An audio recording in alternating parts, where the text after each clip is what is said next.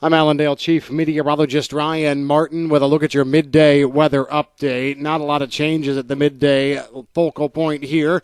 Frontal boundary is working its way into the western part of the Corn Belt. Put down some minor snows over parts of eastern North Dakota, eastern South Dakota, into the northern half of Minnesota. This frontal complex will work across the Corn Belt probably as we go through the next 2 days, likely exiting the eastern Corn Belt sometime mid-morning to early afternoon Thursday. Not a lot of precipitation with this as it shifts southeast. As a matter of fact, the best precipitation may stay over the Great Lakes region. However, it does bring in some colder air. In the Corn Belt, that means we're going to stair-step things down a little bit. In the plains, it means we're going to drop temperatures down to near normal for maybe a day or two and then bounce them right back up. Overall, the pattern looks to be fairly similar here to what we've talked about the past couple of days over the United States right on into this weekend. Next good weather system coming across the country comes out of the central plains and Texas area as we go from late this weekend into early next week. Could bring some decent rains, quarter to two-thirds of an inch, let's just say. Coverage about 60% of the Corn Belt. Better coverage, the lower delta back into eastern parts of the southern plains and into the deep south. And then we're going to be gearing up to see much colder air come in behind that system and set us up for maybe a significant winter storm event as we go into the 21st through about the 24th, 25th. We talked about that yesterday. No attempts to really rehash it today.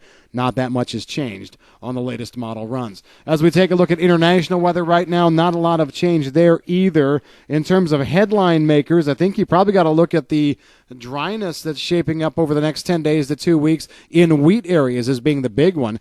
Former Soviet Union and Russian wheat areas not looking at picking up a lot of moisture. You get down into the southern part of the southern region in Russia. Yeah, there's a little bit of moisture there, but a large part of the winter grain belt over there not getting much moisture here as we go through February. Same kind of story in the hard red winter wheat belt here, so we're kind of compounding things a bit. South American weather looks kind of interesting. Got some heavy rains setting up in maybe some of the more southern corn areas. Paraná across through southern Mato Grosso do Sul, Paraguay getting hammered with rain here over the next few days as well. Up into Brazil soybean areas, some rain. Looks like about 1 inch to 2.5 inches, kind of spaced out a little bit, but it's not like we're going to see the front sit on top of bean areas like we're seeing it down on corn areas.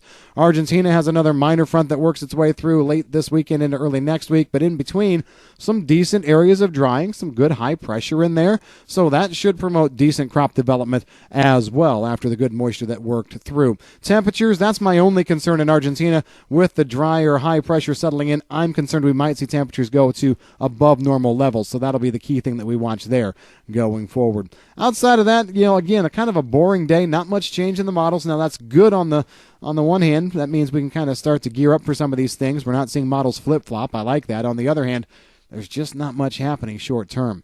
That's the way the weather's stacking up. If you've got any questions on the weather, give us a call at Allendale. I'm Chief Meteorologist Ryan Martin.